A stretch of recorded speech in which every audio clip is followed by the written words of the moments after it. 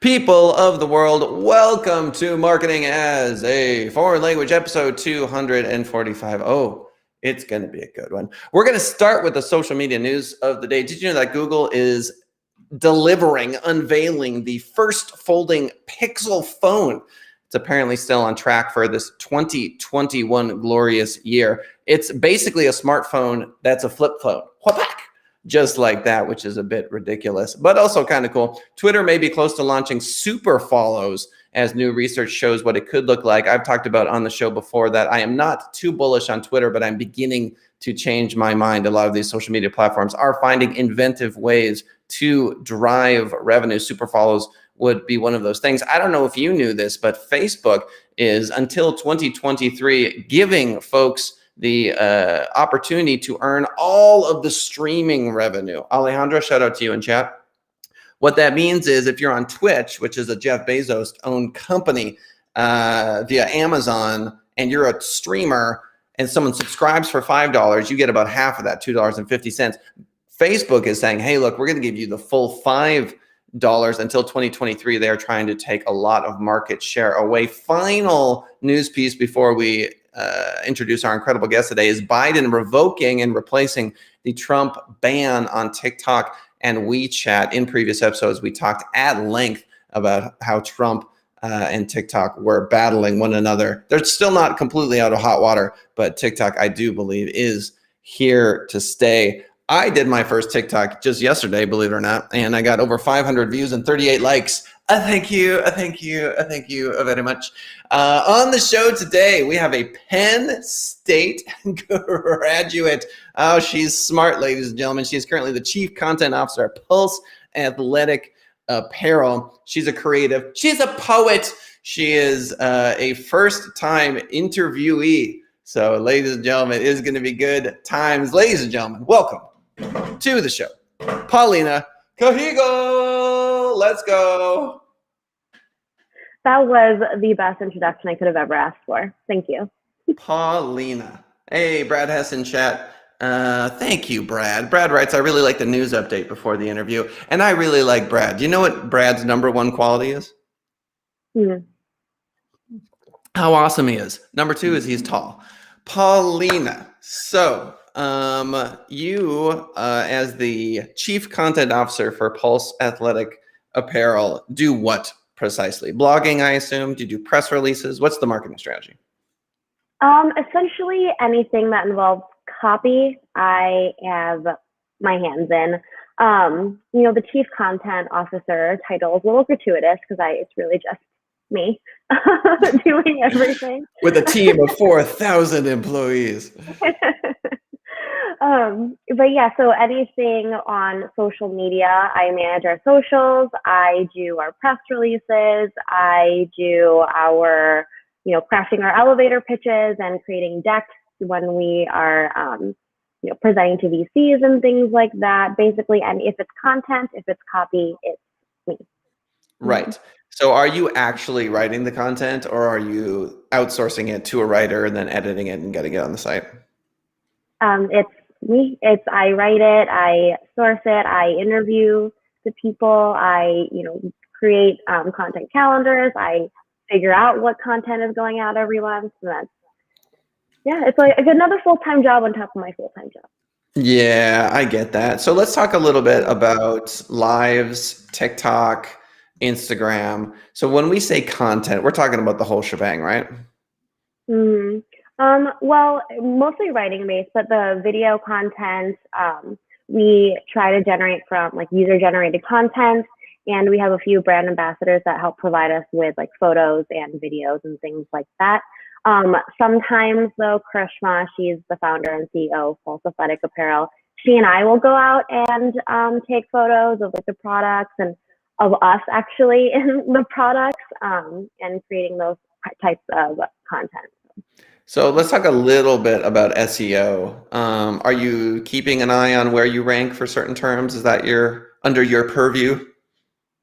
Yes and no. I have a broad overview of that, but it's really Karishma who handles kind of how we're ranking on our search searches and things like that.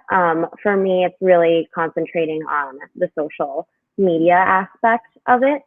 But SEO is something that I just have like a general understanding of. It's one of those things that I'm learning something new about it every day.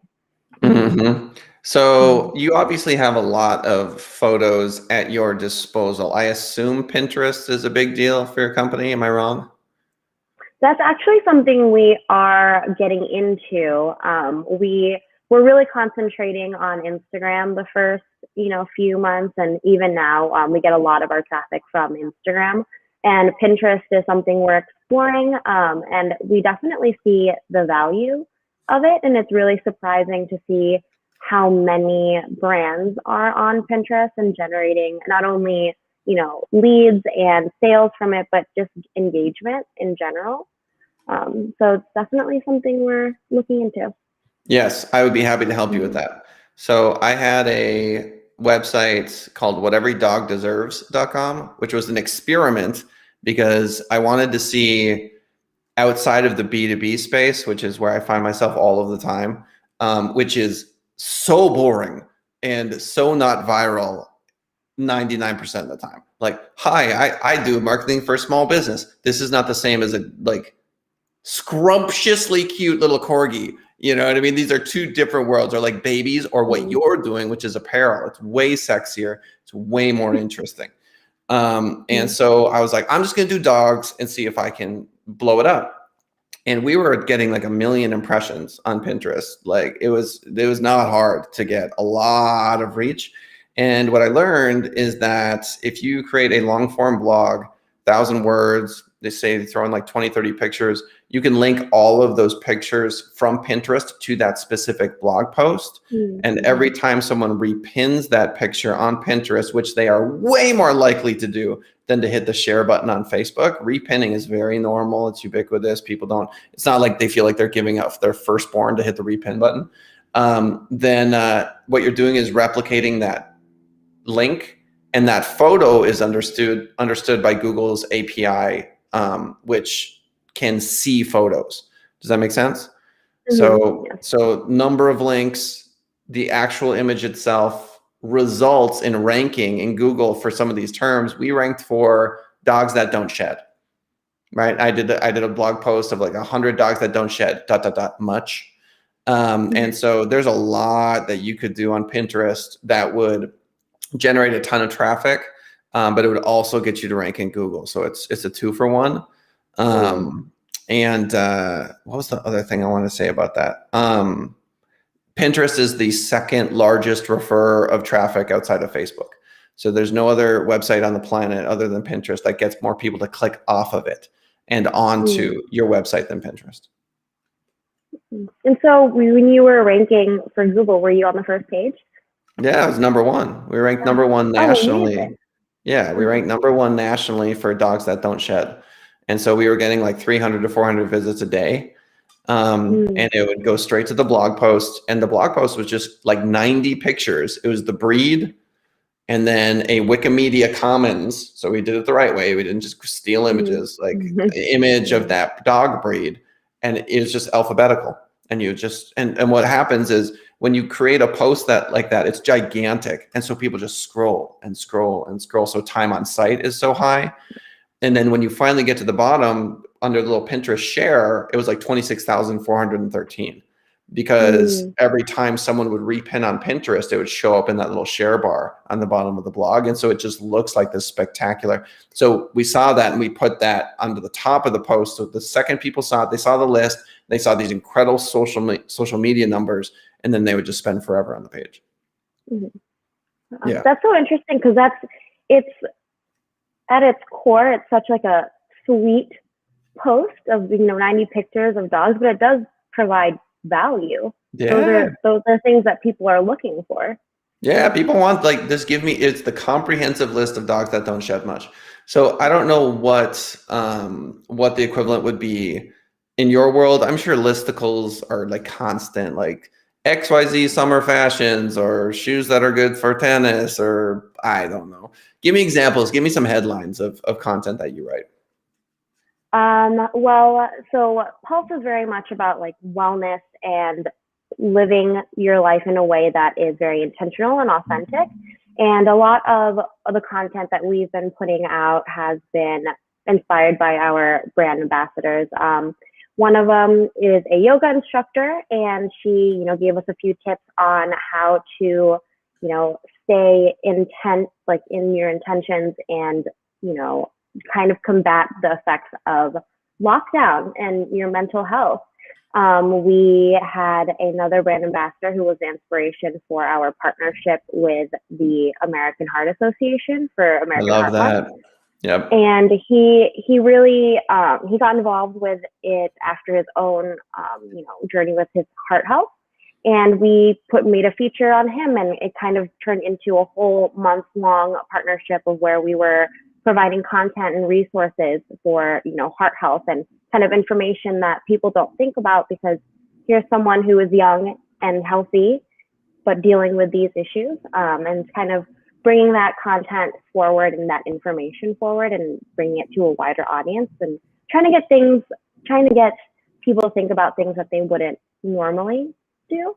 And I know Karishma has been doing a lot of these kind of interviews as well, and kind of getting us out there. And really the message that we're trying to put across is, our goal in terms of making everything inclusive and having this like representation. That's also content that we're trying to put out, but in a smart way and in a thoughtful way.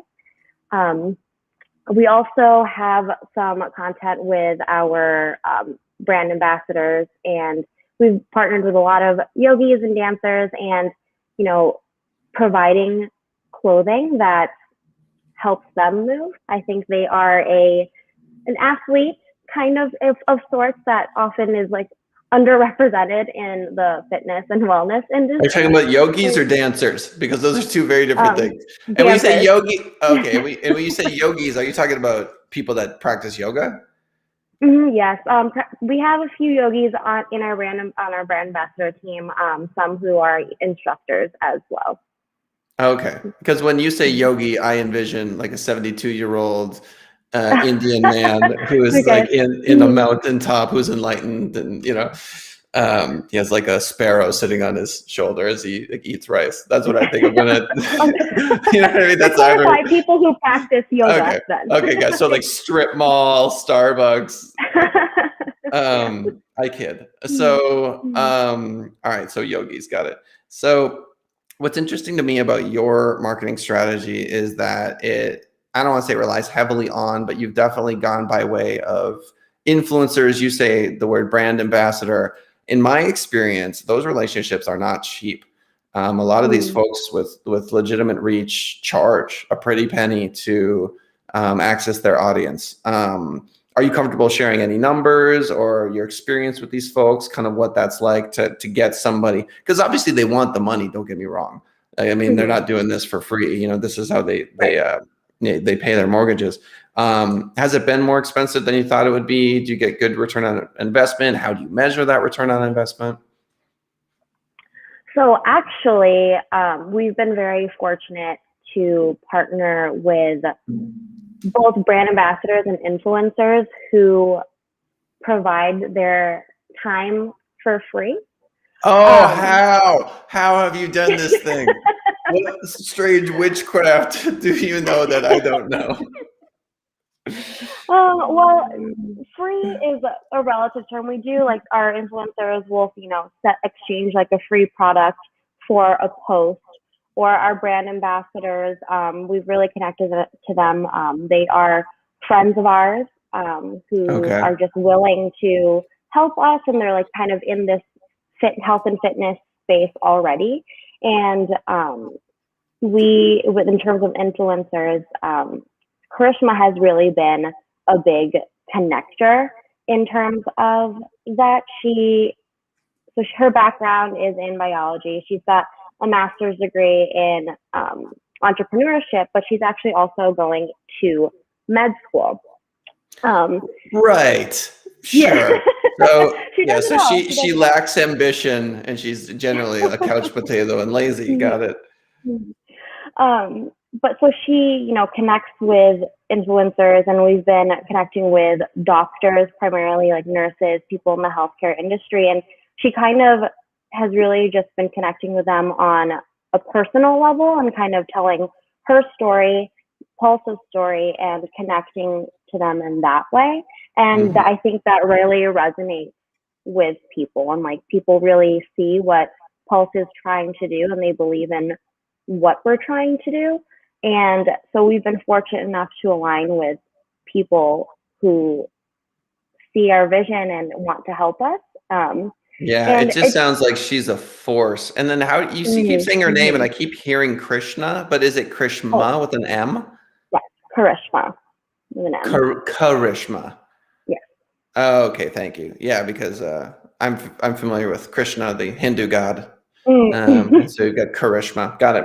Mhm. Okay, so Karishma is just, I mean, it sounds like you've found quite an opportunity because she is just a force, and Oh, absolutely. there's no substitute for that. Just someone's willingness to put forth a vision and just grind through these. That's not the right word to describe it. To sow so many seeds of a relationship. So do you ever find yourself doing what she's doing, networking, building these relationships, and sort of emulating her strategies? I definitely admire her ability to connect with people. And I learn things all the time just by watching her. And she really does handle more of like the face to face interaction. But I have been more so getting into forming those partnerships myself. And this Mhm. is, and kind of putting Pulse on my own platforms and things like that. And this interview here is the first step toward doing that. Yeah. Yeah. Mhm. Yeah. So I mean, it's different. I had a salesperson on, and I don't mean for this to sound sort of like, I don't know what the word is to describe it, like elitist. And I might just be wrong about this. Tell me if I'm wrong about this. So I was talking to this sales guy, and over the course of the last year, I finally gotten to a point where I can hire like a VP of sales. And so in my head, I was like, oh, okay, they're taking sales, right? I'm developing a sales force. She's going to be running with it. And she's done an incredible job, incredible job. But I was talking to this guy, and he said, no one sells like the owner. And I'm like, okay. And I think I understand the spirit of that, if that makes any sense. So do you feel like if you were to get ownership in this company, or do you have ownership, if that would change your perspective at all on it? Mm, I'm not sure if it would change my perspective or make me more passionate about it or more interested than I already am. Hmm. Um, Krishna and I are friends. We've known each other since middle school. Oh, so you're And peers. yes. Hmm. Okay. See, Um, I'm envisioning Karishma as this older person, but when you said med school, it didn't quite click. So Karishma is just, so did you go to Penn State too? No, she went to Loyola University in Chicago, and then she did a master's program in. It took her to three different cities all over the world. So Okay. But friends since middle school. yes, yes, Okay. yeah. So she was really like the big reason why I got involved with Pulse. We had lost touch a little bit after college or after high school. And, she started Pulse Athletic Apparel, and she messaged me out of the blue one day. She knew I was doing content and social media, and she wanted to ask me, for some pointers or some tips, or just kind of help her understand, content marketing a little bit better. And so we met up, and it was like no time had passed. And she was explaining Pulse to me and how she really wanted it to be inclusive and be a representation of not only herself, but of people who are like her, who look like her, who think like her, things like that. And I really don't know if I would have gotten involved in a project like this if it weren't for charisma. I Mhm. just think that some people really have that gift of being able to connect people, to, you know, gather people, to like inspire people, to kind of motivate them. Um, I think if I had more of a sales role, that would be different. That's something that I would be, I guess, conditioned or trained to do. But for me, that kind of relationship building doesn't always come naturally. You know, as a copywriter, as a content writer, that's where my background is. I'm typically behind the scenes, not Mhm. really doing those face to face interactions. Right. I was the director of operations for a company called Advised Media Group for years and years and years. And I had a moment in a parking lot outside of the agency where the then owner and I were talking about getting a salesperson. Who is this salesperson? What do they look like? Why can't we find a good salesperson? And he looked at me and he's like, dude, you're the sales guy. Like, hello, Mhm. wake up, you know. And I had had PTSD from doing sales when I was younger. I was in a I took a job selling auto parts on the phone. And it was torture. It was torture. I don't know anything about cars. I'm like, it's got wheels. I just so ignorant. And I took this job and it was just brutal. It was like one of the most stressful job experiences that I've ever had. And I equated all sales with that. And Mhm. so I was sort of very scared Mhm. of sales. And when I finally took the plunge, it's what bought me autonomy and freedom. Ultimately, is jumping over that particular mental hurdle many times, and then people are throwing knives at you as you jump over it, and then they light it on fire, but you still jump over the hurdles. And then at the end of that, you know, there's a trophy. So I think a lot of folks that find themselves in those sort of operational roles feel that way, and for good reason. Because when you do dive into networking, relationship building, live shows, public speaking, writing a book, being the face, being the personality, yeah, there is a measurable amount of stress that goes into that. In my experience, it's very worth it.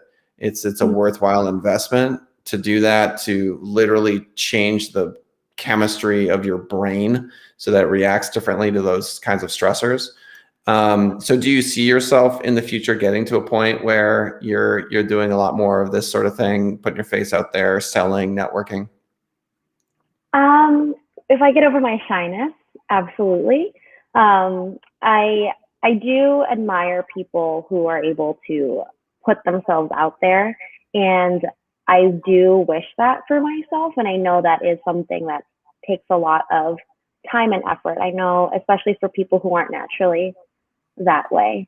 But I am here to learn. I think, though, the more I learn, the more I realize there is more to learn. Um, and I think as I get older and I know that I have so much more to learn, that makes me almost less confident in my abilities. You know, when I was younger, I was like, yes, I can do this. I know it all. I am so sure of myself. But then I started to learn more and I was just exposed to all these things I didn't know. And that was definitely kind of a reality check for me. Yeah, that's Mm-hmm. Dunning-Kruger, 101. You've heard of that, Stanford psychologist Dunning-Kruger. The less information we have, we tend to overestimate how good we are at something. We tend to be Mm-hmm. more confident when we have less information. The more information we gain, the less confidence we tend to have. And then eventually, when you arrive at expertise, you tend to project that expertise on other people. So I tend to think that people understand how to rank in Google. Like, how do you not know how? You know, it's like baffles me. Mm-hmm. In the same way that a car mechanic's like shocked that people don't know that they have to change their oil. I mean, literally, like how what, or you have to rotate your tires, or you know, brakes eventually fail, like stuff like that. People are like, Yeah. what? What? And the million other things that go into that. Mm-hmm. but that's just part of getting older. So as I mentioned before, I do like developing a little bit of a chronology of your life. There's only 5 minutes remaining on the show, Mhm. so we're just going to get a little bit of information. But what were your parents like? Let's start there. Yeah, so my parents, they immigrated to the Philippines. Well, my dad immigrated first, or from the Philippines, and then he came back for a little while to the Philippines, met my mom, and then I was actually born in the Philippines, and I came to America when I was 2, almost 3. Um, English is actually not my first language, but then I realized I'm not actually very good with languages. I used to speak Tagalog, which is the language spoken in the Philippines. I can understand it now, but when I try to speak it, it is a total mess. But my parents were very. I really appreciate the way I was raised because it wasn't like you have to do this and you should do this you to be this. They just kind of let me figure it out what I wanted to do on my own. There wasn't a pressure there. I know there's like a stereotype where Filipinos are naturally like nurses or something like that, and I never felt that pressure from my parents, and my mom especially really encouraged writing for me. And I get like my passion for writing from her. Um, and she would always be the one who took me to the library on the weekends. And she got me my first library card. So I really put a lot of what I do now. I credit that to her. Yeah. No, that's Mhm. very interesting. There's I forget who's the author. His name escapes me, but 10,000 hours is the general principle of once you put in 10,000 hours into something, you develop enough skill in it to monetize it, or you're an expert in it. And many times those things happen in childhood. We begin Mhm. to develop those skills in childhood. So it's not surprising to me that you're in content space when the Mhm. library was a significant portion. And then there's a lot of journalism majors, a lot of English majors that end up in marketing because they realize that this is where the money is ultimately. Mhm. There are jobs in journalism for sure, but it's either not what they thought it was going to be, or it doesn't pay near enough to sustain their life, or you have to put in 20 years before you can like get anywhere near what you thought you would have Right. initially. And with English majors, especially English majors are like, hey, wait, I just got a degree in a language I speak. So there's that. We have 2 minutes remaining on the show. I want you to have an opportunity to just shamelessly plug your company. And so Mhm. that is what's going to happen now. Tell them how they can reach you and why they should buy from Pulse Athletic. Yeah. So Pulse Athletic Apparel, we're on all social media platforms. Our main one, the one that we absolutely adore right now, is Instagram. You can find us at Pulse Athletic Apparel, and you can visit our website at pulseathleticapparel.com. Why I love Pulse is that at the baseline, we're very much about affordable activewear and making activewear accessible to everybody possible. But there's also this intention behind it of trying to create a space where people feel like they can be in that fitness and health and wellness area. I feel like, Krishna had brought up a good point where, yoga is something that originated in India, but there aren't a lot of, well-known yoga instructors in like the Western world who are of South Asian descent. And that is something that we're trying to bridge the gap on. And there is this kind of community that we've built, like our little Pulse family, we like to call it. And it's not just our brand ambassadors or the influencers we work with, but the people who follow us on social media as well. We really do feel connected to them, and we get a lot of great feedback and engagement just from like random people that want to tell us that they like our products or that they really like what we're doing and what our mission or message is. And I think that is really the differentiating factor for Pulse. Ladies and gentlemen, Paulina Cajigal on the show today. Put your virtual hands together. She did it. She did it. Episode 245. That is the show for today. I'm going to give Paulina the final words of wisdom. What do you have to say to the fine folks? Well, this was a great first interview. I really appreciate your time here. And I guess if I could leave everybody with a few words, I guess it'd be to pulse forward and make sure you do everything in your life with intent.